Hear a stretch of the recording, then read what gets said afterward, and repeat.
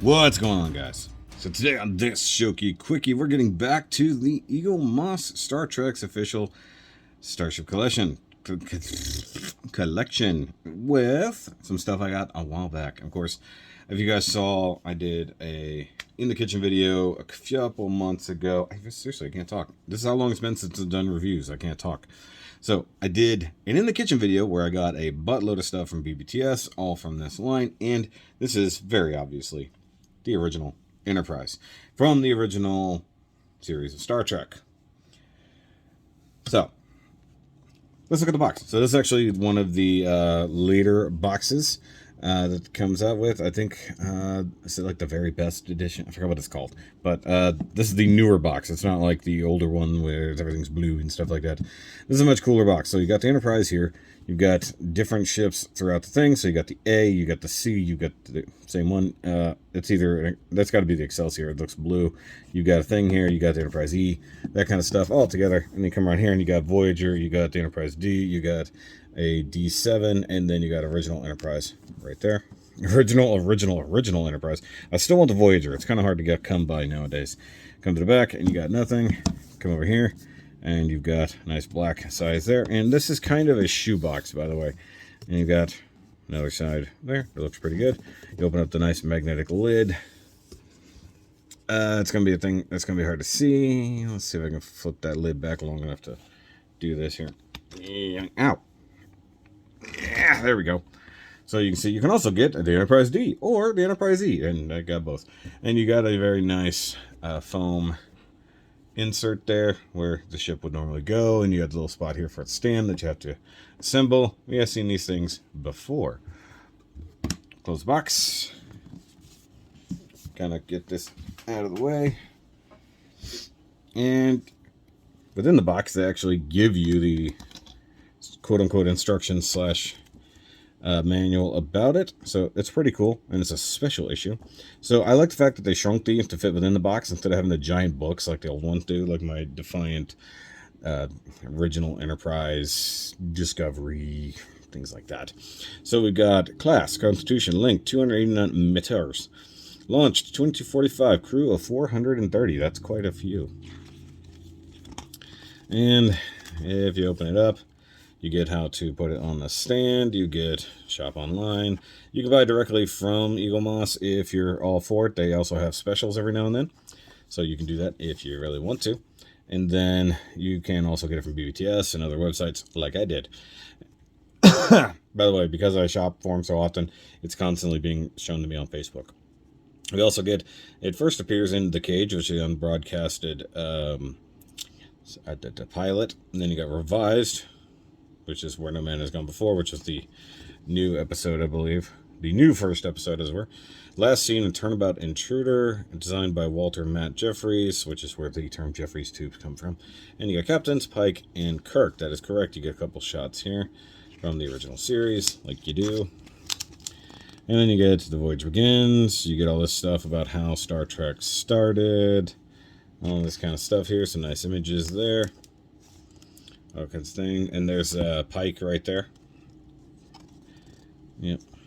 It's pretty cool. So this is all that. So the cool thing is it's like a magazine with a little bit of history. So they're showing off the first episode before Kirk came in, stuff like that. It's actually very cool. You get Orion Slave Girl. Then you start talking about the designs of the ship itself right there.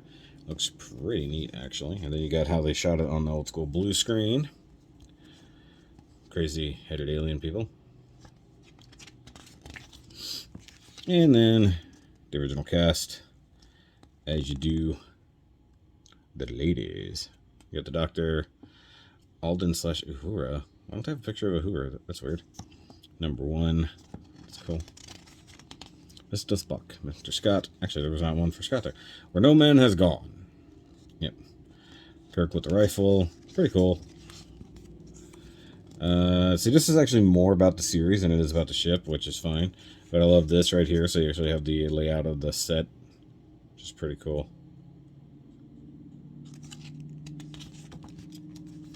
And Lieutenant Alden. Okay, I got you. Okay, so he was replaced by Uhura. Nice. That guy's got silver eyes. That's terrifying. And that's the last page. So a little bit less about designing the ship and stuff like that. A little bit more about the series itself. Wonder if you got the original version, if it's the same kind of magazine, or they gave you a little bit more in-depth knowledge into the ship itself, and or maybe the design of the actual miniature. So speaking of which, let's go ahead and pull it out. All right, guys. So here is the Enterprise in its classic form. And it does look pretty good. I guess technically speaking, it's last time we saw it was actually in DS9 when they accidentally went back in time. So it does look cool. I love the fact they actually give it the really ugly, like grayish gray color, which is quite funny to me at least. And yeah, I do have it on the stand. I'm really worried about it scraping paint, so I kind of don't want to take it off. You do obviously plug it here and go to there. And yeah, it does have a few windows here and there. It does have the Starfleet insignia going down the side. It does have the big, ridiculous deflector dish. Where's this light pointing? There we go. And this is going to be super scary, so I'm very much being careful around that. It's not quite as copper as I would like it. It is more red. You know, you come under here and you see a little bit more. You see the call numbers there. Or is it ship number? Silver kind of details there. The big dome light underneath for some reason. Green light, red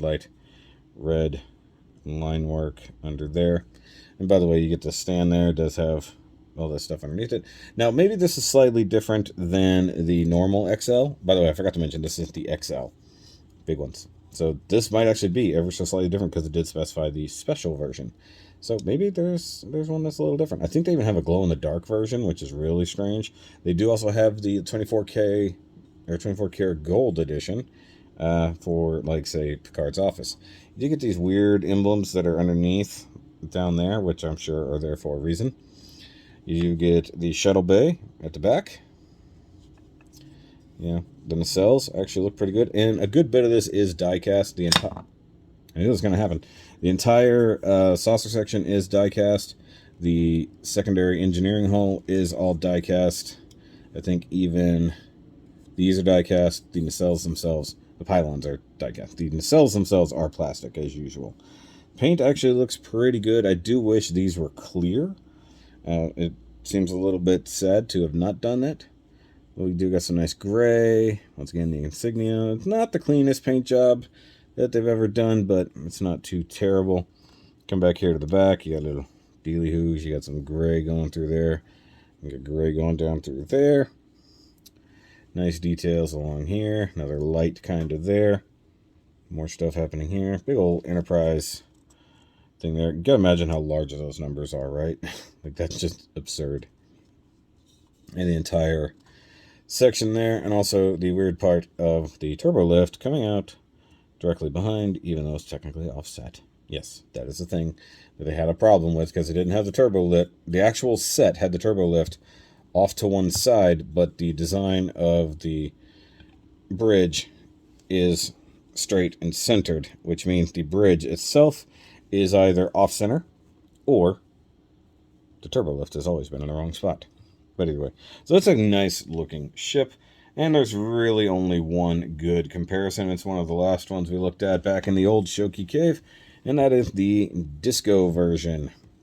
Now here's the thing that, of course, Disco retconned. This is the same ship. So the end of season 2 of Discovery, you know, of course, that season 2 is when the Enterprise really comes in and does everything. The end of season 2, without spoiling anything, the Enterprise is really well wrecked after a battle. So it does get refit into this, which is interesting because, of course, Pike was the earlier captain before good old Kirk, so it makes sense. And of course, we did get a version of Pike. Now, the interesting part, if you line up just the good old saucer sections, mind you, this one's leaning back, that one's straight up and down. These are actually longer nacelles, and that's impressive considering that the pylons are straight up and down instead of the nicely swept back. That is why the disco version is actually my favorite. The impulse engines I like better on this design than this one. It's just cooler looking, a little bit more Kelvin-esque. But you can see they did a major refit. Now, mind you, they might have taken a few liberties, of course, when they swapped them out. But for the most part, like, this is meant to be the same ship. They don't even add like an A or anything like that. And you got to remember that even this Constitution class gets refit into the one that eventually becomes the quote-unquote A, or the Yorktown. So the Constitution refit, which I hope to get soon. That's one of the few I'm missing. I'm missing the A and the B currently to have the original kind of series set. This actually, the engineering hull is longer, a little less swooped back, like under there.